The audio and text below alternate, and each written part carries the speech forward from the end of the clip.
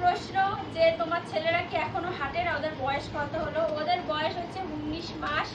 এই দেখো, তো তাতান কিন্তু এখন পুরোপুরি হাঁটে, সব জায়গায় যায় হেঁটে হেঁটে।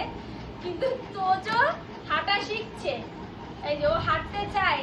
ও এতটাই কমজোরি, এর জন্য কিন্তু হাঁটতে দেরি করছে। ডাক্তারও বলেছে এটা নিয়ে আমাকে ভাবতে না, একদম নর্মাল। ওর যখন হাঁটার সময় হবে ও ঠিক হাঁটবে।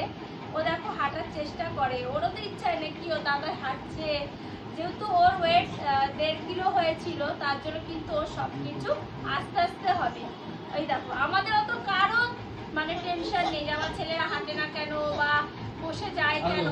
এরকম বাচ্চা কিন্তু অনেক আছে যে এখনো হাঁটতে পারে না, কথা বলতে পারে না। সেই আন্দাজে কিন্তু আমার তাতান্ত কথা অনেক আগে বলা শিখেছে, ওরা কিন্তু অনেক কথা বলে। তারপরে এই যে হাঁটে এখন। আর তোজোকে তো দেখলে, তোজো কিন্তু এক পা দুপা করে হাঁটতে যায়, পড়ে যায়। তো আশা করি খুব তাড়াতাড়িও হাঁটা শিখবে। আর তোমাদের তো আমি সবই শেয়ার করি। তো অনেকে এমন করে বলো যে খুব মনে লাগে, কিন্তু আমাকে রিপ্লে করতে হয় না। আমার যে ভালোবাসার মানুষ, তাতান তোজোর ভালোবাসার মানুষ যারা আছে তারাই রিপ্লে করে দেয়। তো ওর জন্য আমি সত্যি অনেক খুশি হই যে সেই মানুষগুলো বোঝে যে একটা মাকে এভাবে বললে কতটা কষ্ট পায়।